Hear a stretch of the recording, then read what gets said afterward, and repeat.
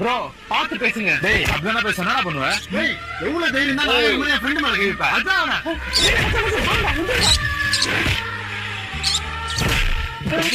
நானும் பார்த்து நிக்கிறேன், ஓரா பேசுகிறேன். ஹலோ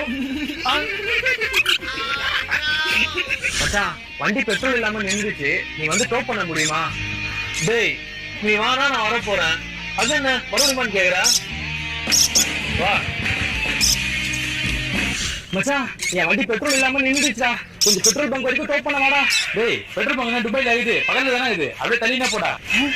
இது இல்லாம என்ன கூப்பிடுவேன். போடா வந்துடுறாங்க.